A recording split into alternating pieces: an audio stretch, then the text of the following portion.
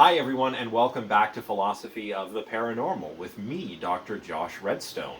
Today's lecture is entitled Ghosts, or On Communicating with the Dead.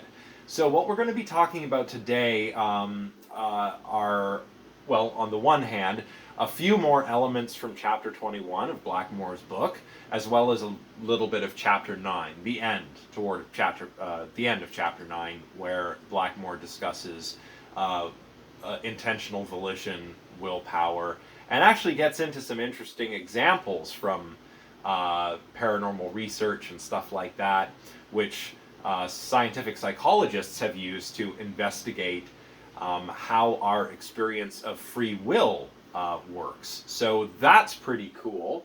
So I guess without any further ado, let's dive into the material for today. Now on slide number 3 you'll find some information that you've already seen on the slides for our previous lecture, and that is a little bit of a recap of what metaphysical naturalism is all about, and as well as the type of substance monism that most scientists adhere to, which is called physicalism or materialism. And this is substance monism because it states that only one kind of substance exists. Right? Physical stuff like matter and energy. Mind is not a separate substance on substance monism. Mind is like something that matter does, right? It's not like a special separate substance as Descartes thought. So you'll want to keep naturalism and substance monism, specifically physicalism or materialism, in mind. You'll also want to keep substance dualism in mind as well, and we did talk a little bit about that last time. Again, I've lectured on this in the past, and if you want to check it out, I can link you to a couple lectures by myself on the subject of Descartes, who was a very big proponent of this kind of substance dualism. So I'll put those in some cards up here if you want to go and check those out. But what I really want you to do is just keep in mind substance dualism, the idea that the mind, or the soul or spirit if you like, is a non-extended, non-physical thinking substance, as opposed to matter. Bodies are of course made of matter, brains are made of matter, and brain is extended physical substance. It takes up space, it has mass, so on and so forth. So you'll want to keep the naturalistic, physicalist inclinations of scientists in mind, but you'll also want to keep in mind the idea of substance dualism, because obviously it's going to become quite important later in this lecture when we actually talk about ghosts, right? So that's all I'll say for slide number 3. I went over this in a good bit of detail on my last lecture, so I'm not going to go over it in too much detail, but if you really want to take that deep dive, you can check out my previous lectures on Descartes and his views of the mind and the soul. Okay? So what does all this dualism versus monism stuff have to do with ghosts anyway? Well, let's talk about that right now. On slide number 4, I explain that in English we often use the word ghost to refer to, the spirit of a deceased person. We can also use it in other ways, like I don't know, ghosts don't have to be the spirits of deceased people. They could also just be spirits.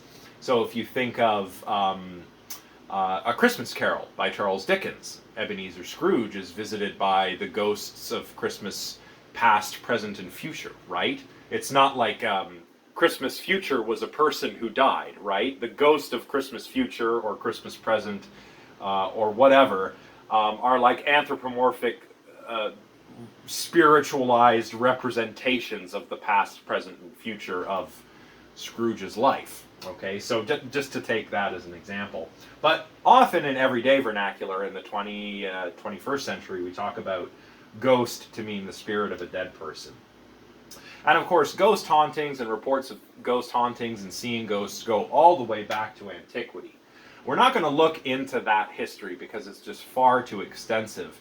But you can find ghosts or ghost analogs or similar spirits in religions and in folklore from all around the world. So, the idea of a ghost is not unique to the West, of course. But we're going to talk about ghost in the Western sense, because we're talking about the spiritualist tradition that emerged in America and Europe, right? And anyway, it's interesting also to note that ghost is cognate with the German Geist. That means that these words, ghost and Geist, descend from a common ancestor word that was spoken a long, long time ago, before English and German were the languages they were today. There would have been a common word in a common ancestor language, like Proto-Indo-European or something, or better yet, probably Proto-Germanic, because English and German are both Germanic languages. So these words share a family history, is basically what I'm saying.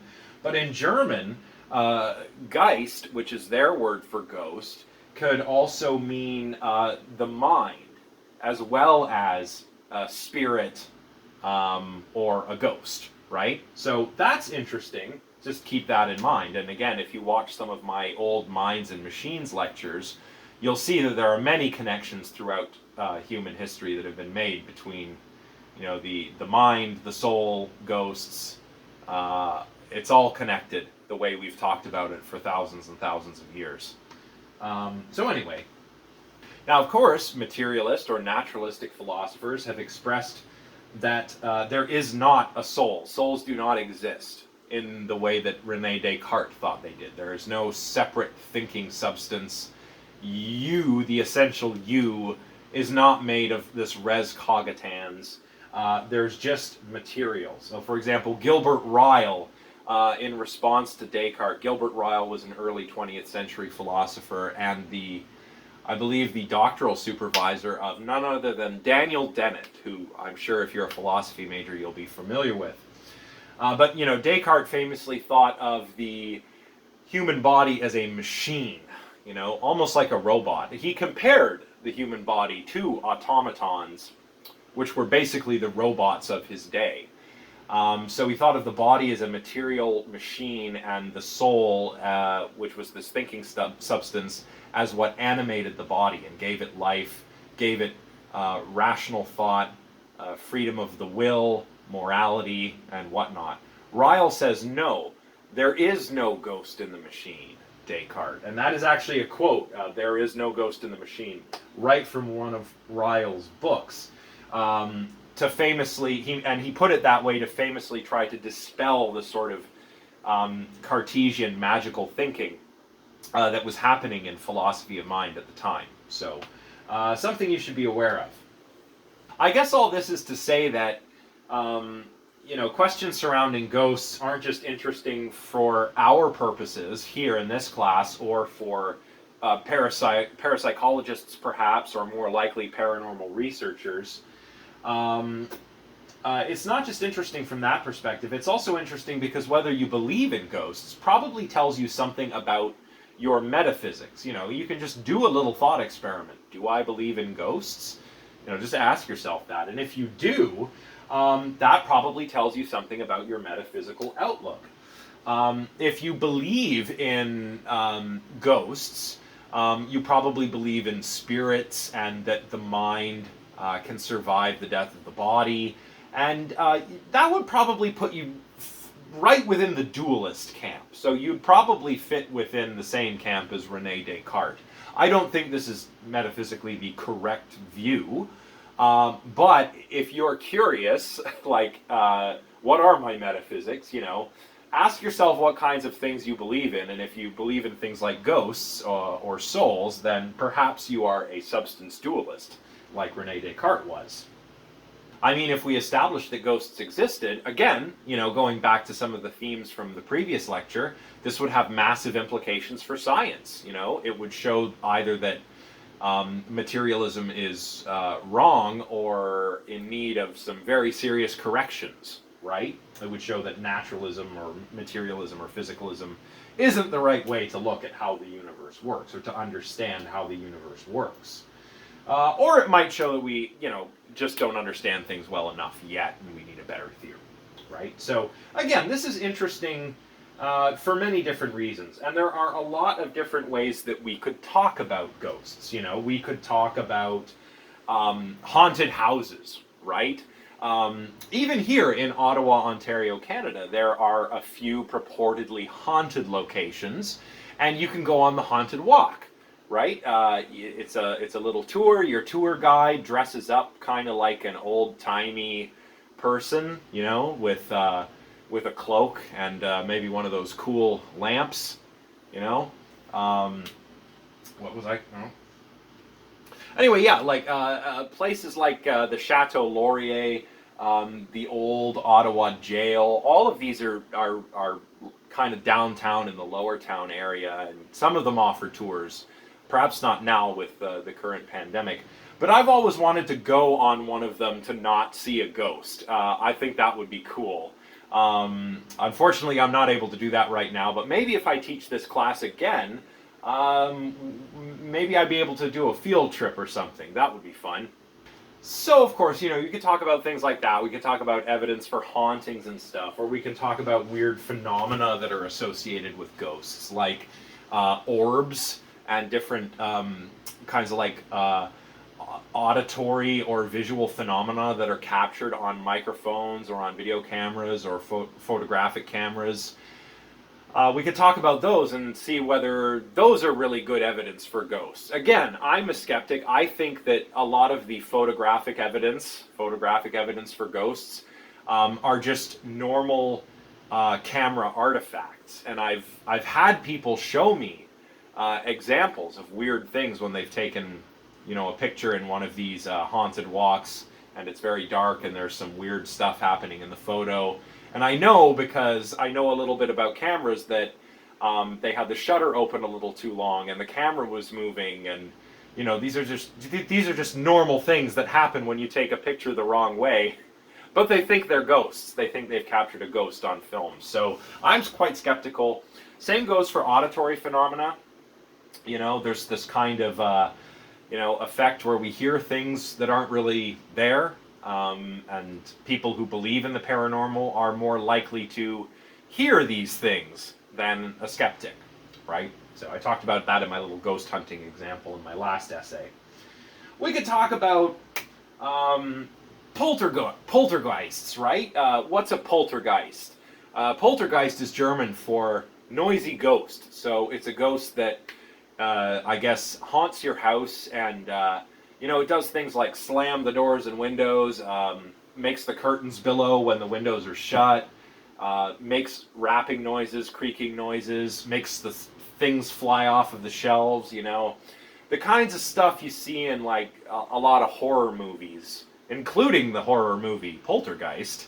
A lot of those hauntings are poltergeists, as they're depicted, right, in pop culture. So we could talk about ghosts in many different ways, but what I want to do today is talk about the idea of talking to ghosts. Can we do that?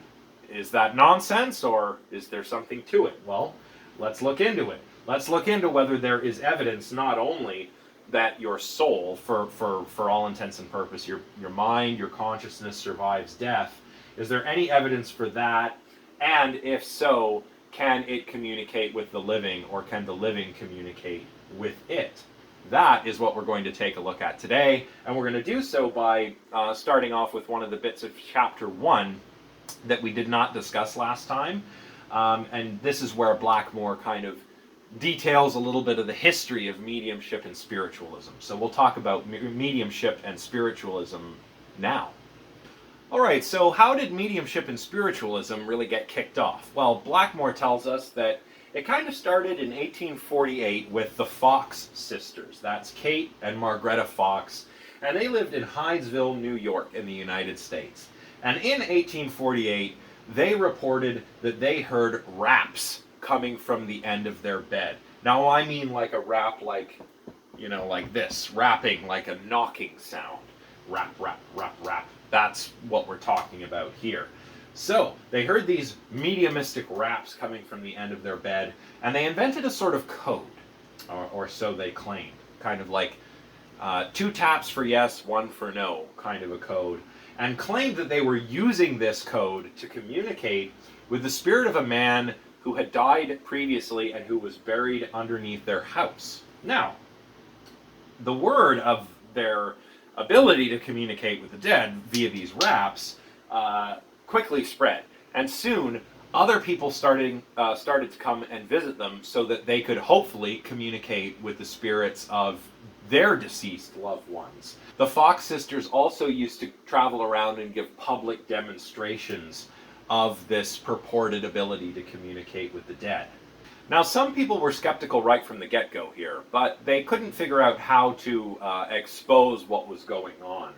But quite a few years after they had started their mediumship game with, the rapping messages to the spirits of the dead, in 1888 they publicly confessed to having done it fraudulently. And they demonstrated that basically they'd made these rapping noises by cracking their knuckles against the bedposts, like cracking their toe joints or their finger joints against the bedposts. They would later go on to retract this confession, but skeptics considered the matter settled. They kind of said to themselves, well, if they admitted they were cheating, then they were probably cheating. So that's it. They're not really able to communicate with the dead, the skeptics of the day said. However, the people who really believed that the Fox sisters were actually communicating with the dead continued to believe even after they confessed and then retracted their confession of fraud. And this story, the story of the Fox sisters, is regarded by most as the origin of the spiritualist craze. That's what Blackmore calls it, and she's probably not wrong. The origin of the spiritualist craze of the 19th century. And this craze eventually led to the beginnings of psychical research, which we looked at in an earlier lecture, and later on to parapsychology, which we've been looking at more recently. Now, spiritualism probably reached its height at the end of the 19th century. At this time, these spirit mediums, we still call them mediums today. We've shortened it to medium, but the full name is spirit medium. These spirit mediums were widespread in Europe and the United States. And they would do things like hold seances, right? I'm sure you've probably all heard about a seance, where you try and sit in a circle and talk to a spirit or something, right? So they'd hold these seances where people are sitting in a circle around a round table. Typically this is called a table turning seance. And everybody would have to place their hands on the table, and then in the middle of the seance the table would start moving. It would appear to move. And the medium who was leading the seance would claim that this is caused by a spirit, a ghost if you will, that's attempting to communicate with the people holding the seances. A lot of these seances, of course, took place in very, very dark or dim rooms, so it was difficult to see what was really going on, and people would report hearing voices at these seances. This is in addition to the movements of the table. They would report hearing voices, perhaps feeling a touch, somebody touching them, maybe on the back of your neck. That's kind of creepy, right? Maybe feel a cold breeze. They might notice an object start to move without anything apparently touching it and moving it. Some mediums would even ooze this translucent substance that they called ectoplasm. So this idea of ectoplasm, if you're familiar with like the Spawn comic books, or I guess Ghostbusters or something, gets slimed by a ghost. This is where that comes from the spiritualist movement of the 19th century. Now, one of these 19th century spirit mediums was called Eusapia Palladino, and she could apparently do some pretty impressive stuff. It was reported that she could levitate herself and other objects. She could materialize extra limbs out of nothing. Very weird. She could move furniture without touching it. Things like this. She was actually caught cheating, though, in 1895. Even though she was caught using fraudulent mediumistic practices, some psychical researchers of the time thought that she could genuinely perform acts of psychokinesis and mediumship under controlled conditions. So some scientists were still convinced of the veracity of her abilities, even after it was noticed that she was doing at least some of it fraudulently. There's also Daniel Douglas Hume. He was a medium who apparently was never caught cheating. And he was interesting because, unlike others who would work in dimly lit rooms, he usually worked in well-lit rooms. And it was reported that he could do interesting things like handle hot coals without burning himself, also materialize extra limbs, levitate heavy objects and himself, you know, the same kinds of things that Palladino claimed to be capable of, and the same kinds of things that a lot of magicians are capable of doing, by the way, as well. Indeed, you know, Blackmore points out that mediums who want to, shall we say, enhance their performance, right, had a lot of tools available to them. Things like muslin drapes, trumpets and other noisemakers, luminous paint, spirit writing slates, and other instruments like this were widely available, and they were used in, you know, theatrical shows, vaudeville shows perhaps, and certainly by parlor magicians. What are parlor magicians? It's kind of like the forgotten type of magic, right? Usually, if you're talking about magic, you know, like illusions and stuff, you're either talking about stage magic. This is the big on stage stuff. This is David Copperfield, Penn and Teller, Chris Angel, you know, that's stage magic. Then you got your close-up magic. For close-up magic, you know, you're talking the magician and 1, 2, maybe 3 other people standing around him. So think, you know, David Blaine, Darren Brown. Those are your close-up magicians. A parlor magician is somewhere in the middle. A parlor magician would be, I guess, like a magician you have to come and perform at a party. Maybe he goes around the room, or he does things for a small audience that just stays sitting in a small room. And of course, the room is dimly lit, so that the magician can execute these illusions without the audience getting wise to his act, so to speak. Now, mediums had these techniques available to them to enhance their mediumship, right?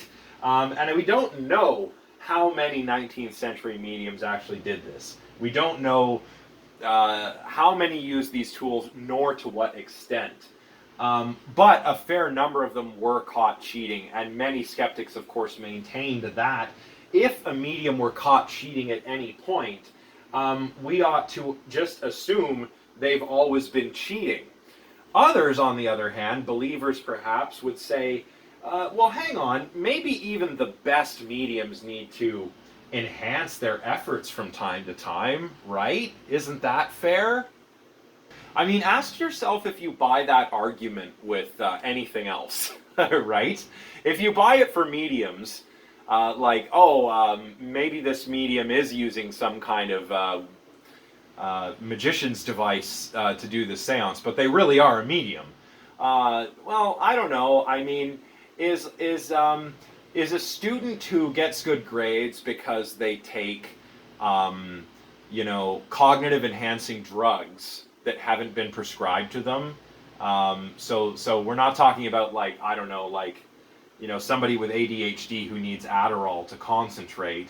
We're talking somebody who's just popping these so they can study for hours and get good grades.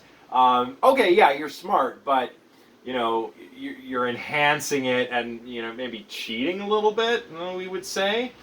Think also of, you know, steroid use in sports. Yeah, sure, you're a great athlete. Why you got to use steroids? Or if you do use steroids, are you really a good athlete?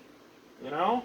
Or even talking about athletics, there are even people like fake influencers, fake fitness influencers on Instagram. Then they use, like, you know, fake dumbbells and stuff, even though they're all muscled up. It's just wacky. Oh, like Milli Vanilli were great singers. Well then, why did they always lip sync, right? When Milli Vanilli were caught lip syncing instead of singing live when their CD started skipping, did anyone say, oh no, they're still really good singers and we should give them a chance? No, their careers were over. So, I don't know, that's just some food for thought for all of you. Something interesting to note here is that modern technology also makes cheating a lot easier, and that goes not just for mediums and psychics, but even faith healers, which I think we're getting into really exploitative territory here. And I'm sorry if this is a little provocative, if there are any maybe evangelical students in my class. I'm not sure if there are. But all you have to do is look at the case of Peter Popoff. Now, he was a faith healer and not a medium. But he used a technique called hot reading, along with cold reading, to gather information about his audience.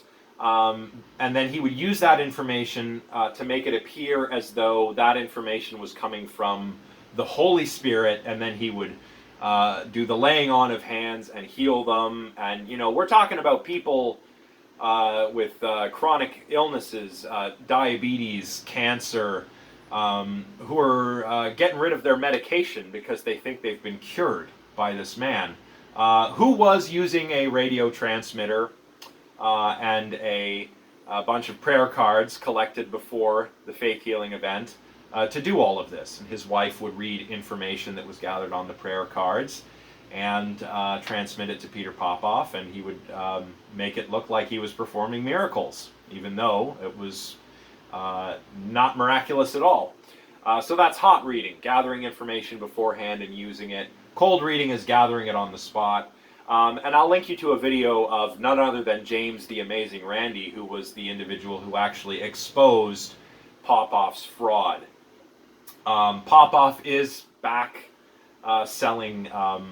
I believe he's selling some kind of miracle holy water now. Don't give him any of your money. He is a fraud. We know he is a fraud. And many mediums were caught using fraudulent means to communicate with the dead as well. So whether you think that means mediumship is just bogus or that there are some real ones and some fake ones, I leave that to you. But this suggests to me that mediumship is just not real. Now, does this mean, even if mediumship isn't real, does that mean that all mediums are frauds and all mediums are cheating? No. No. There are good reasons to suspect that some of them are. But sometimes people are just mistaken as well. So there are cases of fraud, but there are also honest mistakes. Sometimes people misinterpret what they see. There are optical illusions, perceptual illusions, hallucinations, errors of perception.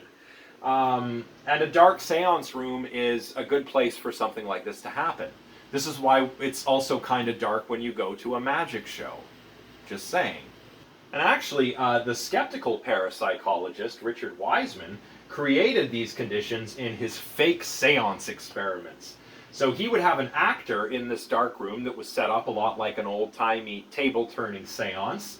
And the actor would claim that the table was levitating during the seance, when in fact it wasn't moving off of the ground at all. There were also small objects that had been painted with glow-in-the-dark paint strewn about the room, and they would be moved around by an assistant who's hiding in the dark who has a pointy stick and moves the thing without anybody seeing them do that. In one of these experiments, 1/3 of the participants reported that the table had moved, even though it hadn't. It was experimentally, the experiment was set up so that the table would actually not move at all, right? And it was just the actor who claimed, oh, I can feel the table moving. We'll come back to another case of this kind of thing in just a moment. But another interesting thing here is that of the participants who reported the table moving, more were believers in the paranormal, as you may have suspected, compared to people who didn't believe in the paranormal. So, of all the people who thought the table actually was moving, there were more believers in that group than in the group that didn't think the table was moving.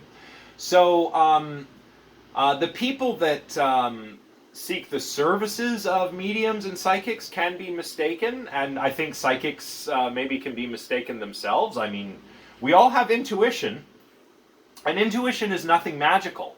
We say, like, I've got a funny feeling about this, or I've got a gut feeling about that. How cognitive scientists understand intuition is just rapid unconscious judgment. It's not magic. It's actually an evolutionarily old trick that our brains and bodies have developed. So it's nothing spooky or magical, but perhaps some people interpret it as a message from beyond, from the spirits, from the angels, from wherever, right? So I'm not saying that all mediums and psychics are fraud.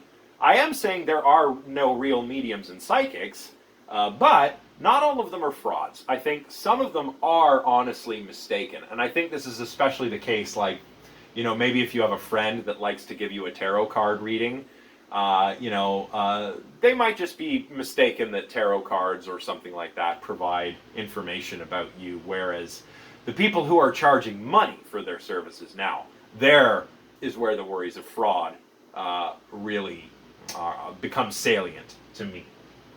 Now, in the late 19th century, often referred to as the Victorian era, because we had Queen Victoria on the throne back in the day, back in the UK. Back in the Victorian days, a lot of the scientists of the time ignored spiritualism. They thought it was just silly. Just nothing to see here, folks.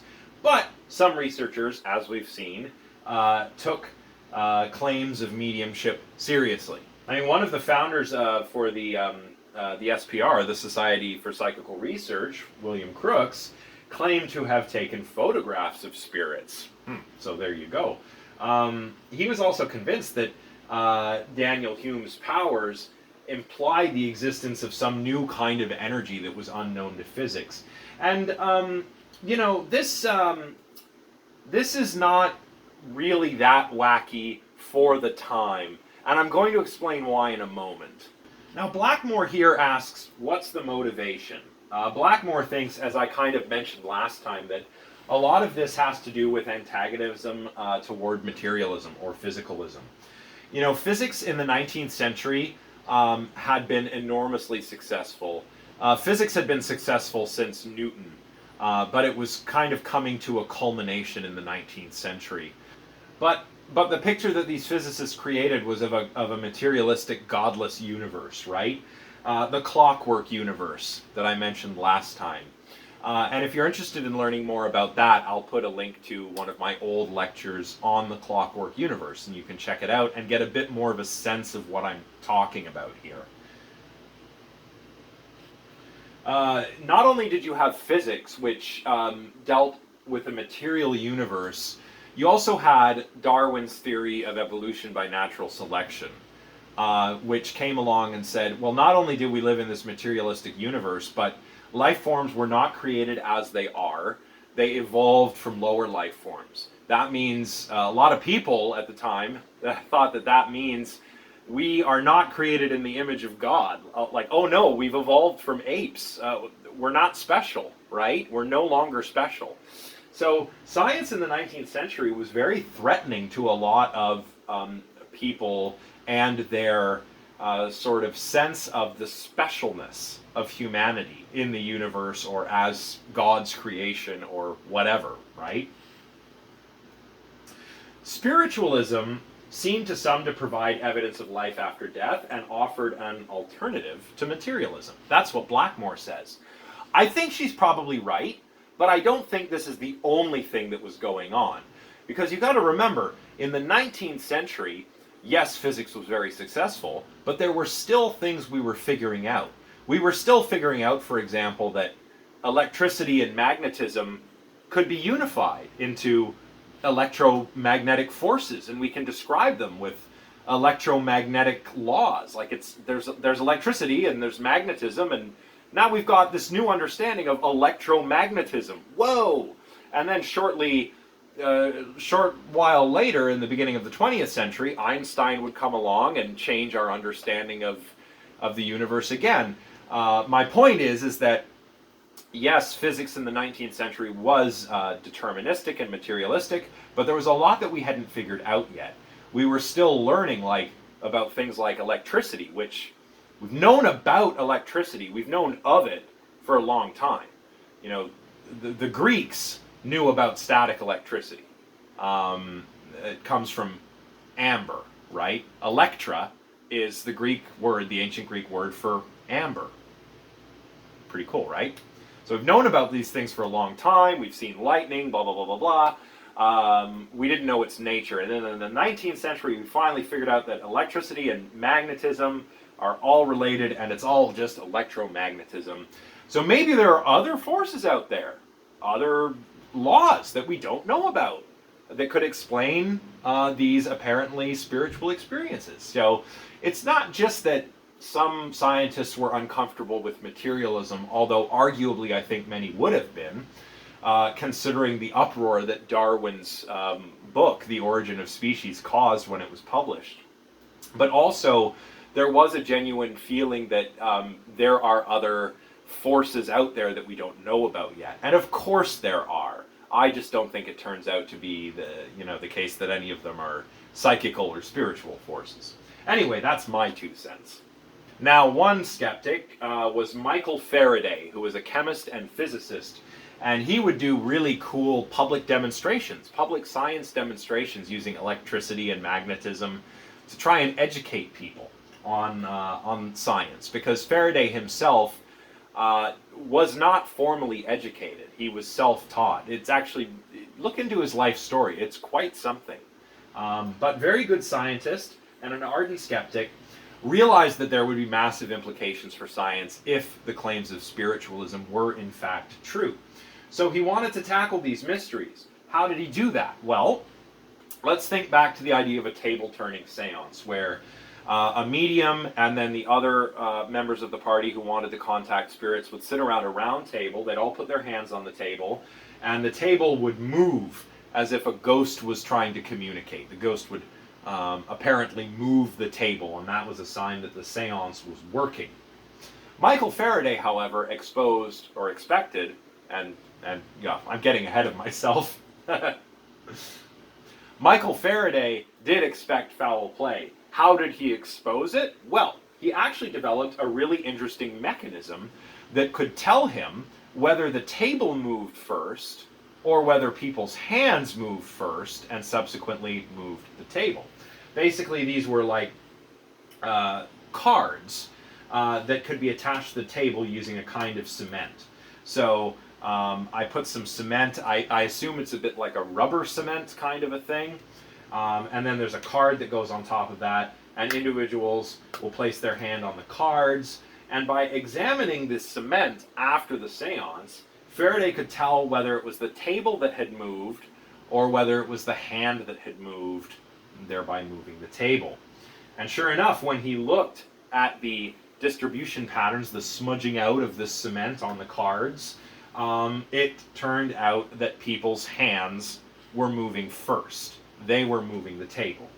So it seems that what was happening is that the individuals at the seances, at these table-turning seances, when the table moved, it was actually being moved by the members of the seance party unconsciously. So they were moving it physically without realizing it. Nowadays, we call this moving something without conscious awareness, or doing anything without conscious awareness that you're doing it. We call that the ideomotor effect. And we're going to come back to the ideomotor effect in a moment when we talk about Dan Wegner's really interesting experiments with Ouija boards. Anyway, I don't want to harp on too much about, like debunking, right? This isn't a real YouTube channel. I'm not like going to debunk and destroy with facts and logic. That's not what I'm about. I'm about like having a reasonable conversation. But nonetheless, these supernatural phenomena have been and continue to be espoused by mediums, and they continually are debunked by individuals like Harry Houdini, James Randi, Darren Brown, because frankly, most of the time they are using the exact same effects that magicians use. Just that magicians don't claim to actually have magic powers, whereas mediums and spiritualists do. And I don't think that's right. So nowadays, I guess seances aren't really that common, but one thing that's perhaps a little bit more common is the Ouija board. You're probably familiar with a Ouija board. I'll put an image up here in case you're not. But basically, a Ouija board features, a little pointer thing. There is a proper name for it, but I can't remember what it's called. And it has the alphabet, it has yes and no, it has some numbers, well, you can see here. And you basically use this device to spell out the messages from the great beyond, right? So when you're using the Ouija board with your friends, are you really communicating with the spirits? I mean, many people who do this don't feel as though they are moving the little plastic piece around the board, especially if you're playing with multiple people. It seems that it's moving on its own, and it's apparently quite creepy. And this is why people believe that the Ouija board can be used in this way. The Ouija, by the way, it's a bit of a funny name, and people have trouble sometimes pronouncing it or spelling it. Just type Luigi board into YouTube, and you'll see what I mean. But basically, Ouija comes from the French oui and the German ja. So Ouija basically means yes, yes. So oui, it means yes in French, and ja means yes in German. So it's the yes, yes board, technically. So when you're using the Ouija board, are you really talking to spirits, or is there a more naturalistic explanation? Well, there is, and as you may have guessed, it's the same effect we can appeal to explain the table-turning seances. It's the ideomotor effect. So the ideomotor effect is at play in a few different ways, but there are other interesting elements having to do with the timing of events that, depending on when they happen and when we initiate an action, we can get this funny feeling that perhaps we willed an action to happen, or an action that we caused wasn't caused by us. So it's almost like our sense of volition, our sense of will goes a bit haywire sometimes. And that can also account for some of these strange phenomena that are reported and attributed to some kind of paranormal activity. One is a case called precognitive arousal. William Gray Walter, who was a 20th century neuroscientist, tested patients who had electrodes implanted in their motor cortex. And they would have to sit in front of a projector, and they needed to press a button whenever they chose to change to the next slide. But what the participants didn't know was that the button press wasn't actually what changed the slide. Actually, what changed the slide was the signal in the motor cortex to initiate this movement, to push the button. So they form an intention, and the brain is initiating that motor command, and the electrode picks it up. And that's actually what changes the slide on the projector. Now, this startled the participants, to be sure. The slide would seem to change to another slide all by itself just before they were about to press the button, which they found kind of weird and creepy. And if you know anything about neuroscience, you know that these potentials, these electrical potentials, when they occur, especially when we're talking about making voluntary motions, we often see these changes in electrical potential occur before the conscious intention to actually move is reported by people. So that would make this especially weird. Now, Gray Walter might have experimented with longer times between arousal and the button pressing, and maybe then the participants would have reported that it was the button press changing the slides, even though it's the electrode in the brain. It's just that we delay it a little bit so that it lines right up with when the participant presses the button, and they're going to think that the button press initiated the change in slide, when really it was your brain electrode all along. The point is that similar to the ideomotor effect, in this case of precognitive arousal, we can be in control of actions without feeling that we are, and we can feel that we're in control of actions that we're not actually consciously in control of. And maybe when this sort of thing starts to happen, that can account for what happens in Ouija board sessions or seances or what have you. Really quickly, another good thing to make a point about would be cases of schizophrenia, especially paranoid schizophrenia.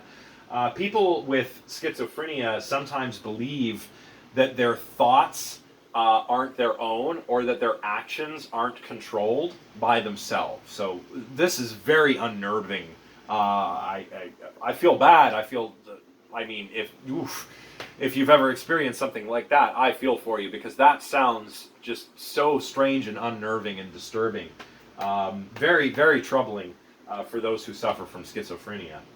But yes, schizophrenics can sometimes believe that their actions are not their own, are not initiated by themselves, but perhaps by some malevolent forces like demons or aliens or even other people.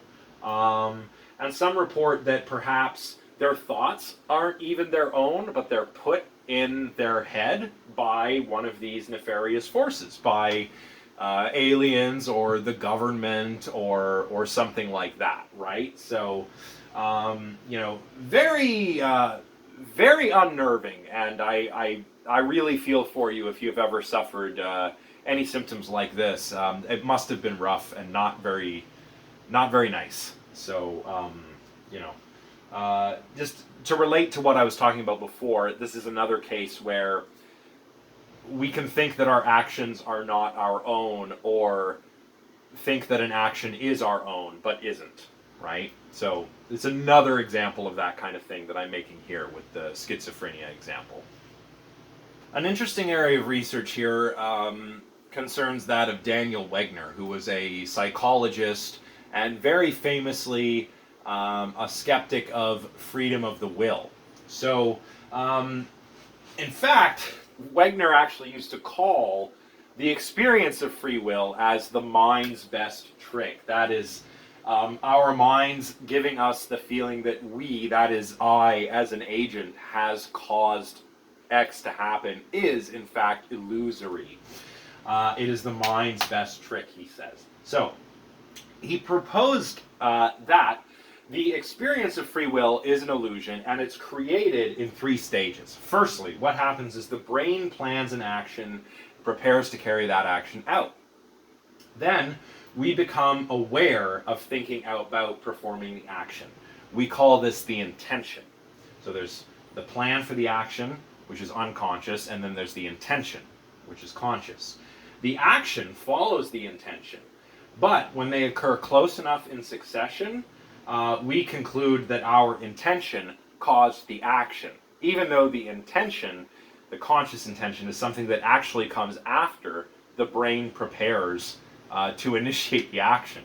Pretty spooky stuff. This is spookier than ghosts, like, totally. So Wegner suggested back in the day that there were actually 3 requirements for the experience of willing to occur. The thought, that is the intention, needs to occur before the action. It needs to be consistent with the action, so the intention and action have to be consistent, and it must not be accompanied by other causes. Like if I shoot a basketball and then it hits a bird, and then because of the way it bounces off of the bird, it goes into the net. We can't say that I scored a 3-pointer, right? Because there was some interference by bird there. So to explore this idea that freedom of the will is an illusion, Daniel Wegner and Talia Wheatley, in a 1999 study, did an experiment using a kind of Ouija board. In this version, though, the computer, there was a computer, but I'm getting ahead of myself. So in this version, the little pointer of the Ouija board was actually replaced by a 20 centimeter square board that was mounted on a computer mouse. And the mouse moved on a screen that displayed 50 small objects. Now, the experiment tested 51 undergraduate participants, But unbeknownst to all of the participants, each one was paired with a confederate. A confederate is somebody that the participant thinks is another participant, but she's actually working for the experimenter to do something in the experiment. So there were many participants. There were, 51. Let's take a random one and call him Dan. Okay, so Dan the participant. And then our confederate we'll call Jane, following Blackmore, as she describes this experiment in her book chapter. So Dan and Jane would sit facing next to one another, and they each have to place their hands on this cursor board. They had to move the cursor over the objects on the screen, and they were required to stop every 30 seconds and rate how strong their intention to make each stop was. They did this using, like basically Likert scales. You know those scales that are maybe like 5 points or 7 points, and 1 is like maybe strongly disagree, 5 is strongly agree, 3 is neither. Those are Likert scales, or Likert type scales. So after each stop, after 30 seconds, they would have to rate how strong their intention to make the stop was, from, I guess, like not strong at all to very strong, right? And during each trial, there were also words being played through headphones that Dan and Jane would be wearing.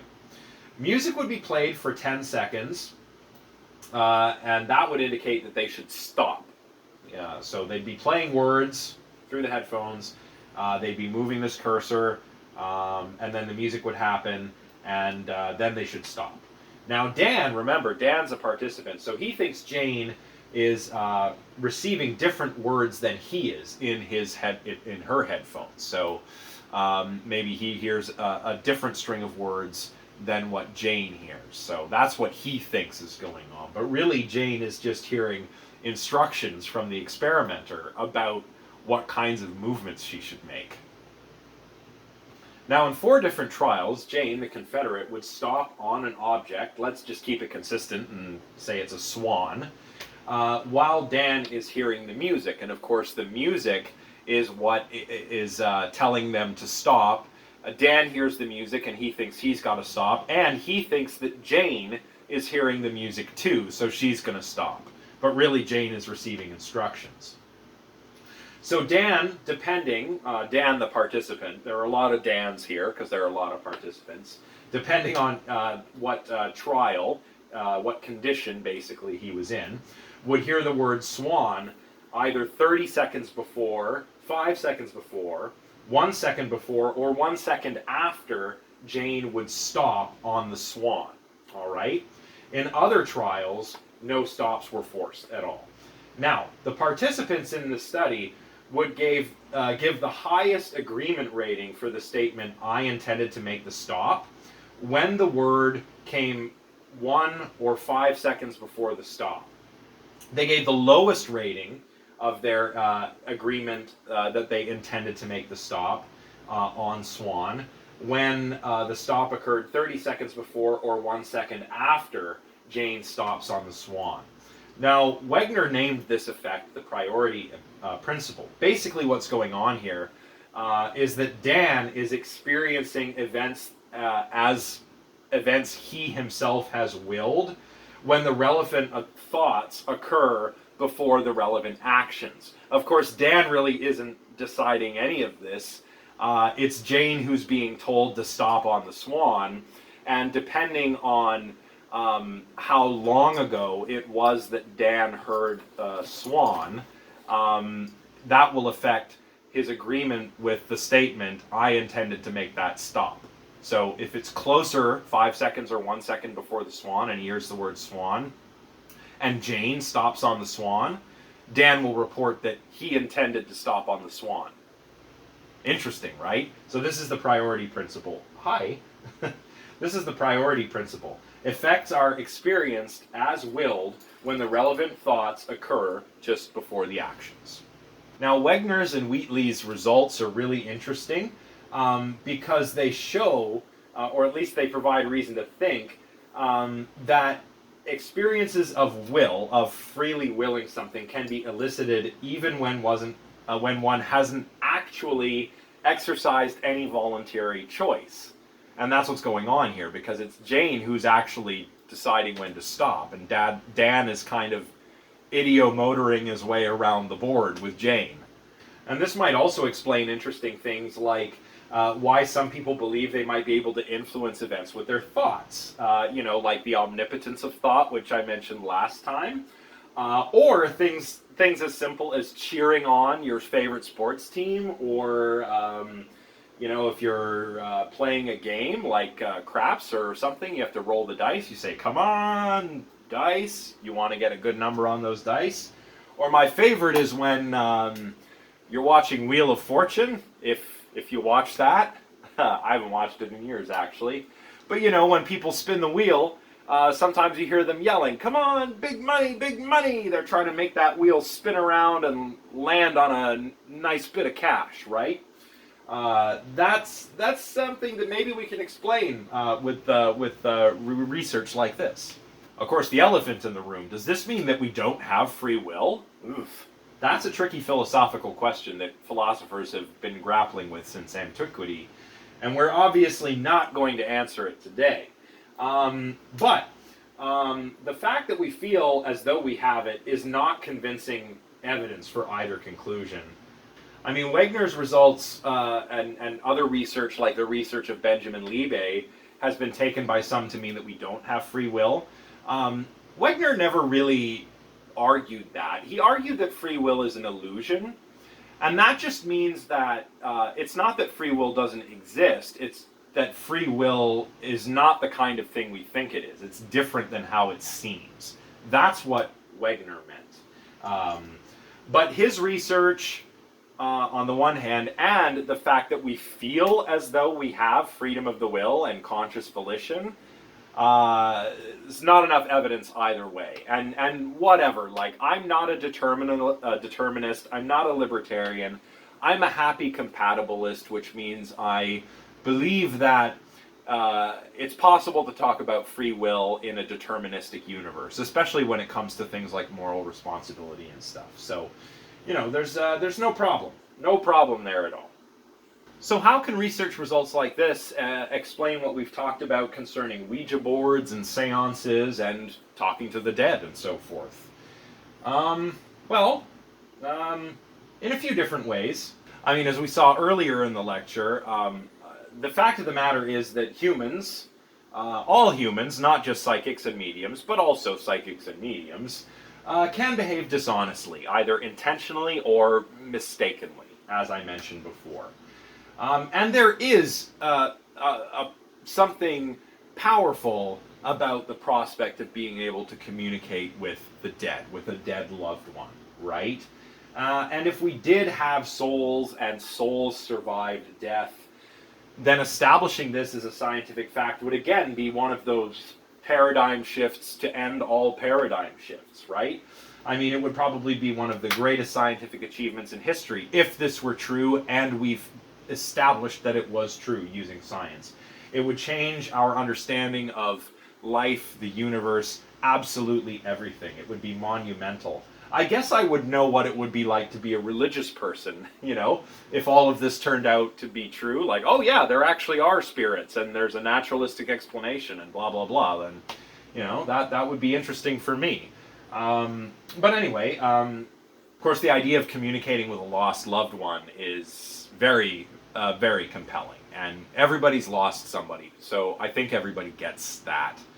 But don't let yourself be taken advantage of by maybe somebody who asks for money in order to commune with the dead or do a seance. If somebody's asking for money, you should be wary of fraud. You really should. And I'm not saying that to rain on the parade of anyone who believes in this stuff, but I'm saying that it just so happens that that's what their track records are like. So if you want to do a seance at home with your friends, I think that's harmless and could even be meaningful for you, even though, it's not the kind of thing I'm into. But if someone's asking for money, bells should start going off, okay? Of course, today we've seen that there are simpler, more parsimonious explanations of what occurs during, a Ouija board session or a table-turning seance. than spirits actually attempting to contact us. We can explain the table-turning seances with fraud, the ideomotor effect. Similarly with the Ouija board, we can explain a lot with the ideomotor effect. And we can explain a lot of what's happening here with the sort of illusory nature of free will, right, as well. When we understand that free will works in this illusory sort of nature that Wegener proposes, then we can be mistaken about, thinking we haven't caused something that we've actually caused, or we can cause something that we don't think we have caused, right? So very tricky. And maybe this is why when spiritualist research started to decline and parapsychology started to take over, perhaps this is why the Rhines, for example, J.B. and Louisa Rhine, didn't examine paranormal phenomena concerning life after death, because not only is it as a touchy subject, there are a lot of cases of fraud, and the research may have just been too tricky to do. So they didn't look at those special cases of, mediums and psychics. They looked at regular people, as we've seen, as I've mentioned many times. All right, everyone, so that is it for today's lecture. Hopefully this one ends up being a little bit shorter than last time. Kind of went a little bit long last time. But that's it for today. So we've learned about spiritualism in the United States, kind of a lot of the background that preceded things like the Society for Psychical Research and parapsychology. So I apologize for the non-linear way I'm teaching this class. I just think it's a fun way to do it. So we've talked about ghosts and talking to the dead today, which is an area that I think was interesting to talk about because parapsychology doesn't really study this stuff, as I've mentioned a lot, but this is ultimately kind of where parapsychology grew out of. So it's important to talk about. Plus, a lot of people believe in things like ghosts. So, yeah. Next week, we're going to be talking about dreams and out-of-body experiences for our first lecture. And this is an interesting area because we all dream. Why not learn about dreams? And of course, dreams are, depending on who you ask, an altered state of consciousness or something that's maybe a little supernatural or paranormal or divine. Certainly, historically, dreams have been regarded as divine. Now we can understand dreams more scientifically, but in the ancient world, dreams were thought to be messages brought by the gods, as we'll see. But we're going to take a close look at lucid dreams. These are dreams in which you are having a dream. You've probably had one. Or maybe you've had lots of them. Or maybe you've had a few and you just don't remember them because it's difficult to remember your dreams. But, as I mentioned in one of my previous lectures, lucid dreams are one of those phenomena that used to be studied by parapsychologists and were kind of dismissed as a nonsensical contradiction by philosophers and psychologists at the time. But now, of course, we know that lucid dreams are real, and I'm going to talk a little bit about how lucid dreams went from a topic of interest for parapsychology, and how, once we understood how to study them and that they were real, they went from being kind of parapsychological to just plain old psychological subject matter. So for the next class, you'll want to read chapter 23 by Blackmore, and I'll have that available on Brightspace by the time this lecture is posted, so you can go ahead and get started on that reading. And I've got a supplementary reading by Lynn Levitin and Stephen LeBerge. You can read that as well if you wish. It's just about dreams and out-of-body experiences. Out-of-body experiences are, of course, another sort of paranormal, spiritual sort of experience that people report, where it is claimed the soul leaves the body, right? So similar today, if you believe in dualism, perhaps you find it plausible that there are ghosts which survive death because they're non-material. The body dies, but the soul does not. Maybe the soul can also leave the body and come back in an out-of-body experience, right? So this is something, along with ghosts, that is very dualistic.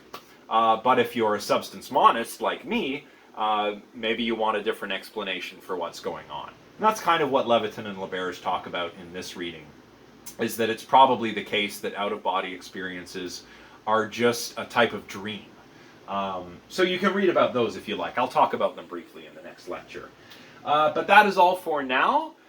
Thank you guys very much for tuning in today. I hope you've enjoyed this lecture, and if you have any questions, please let me know. Otherwise, I will see you next time. Bye for now, everyone.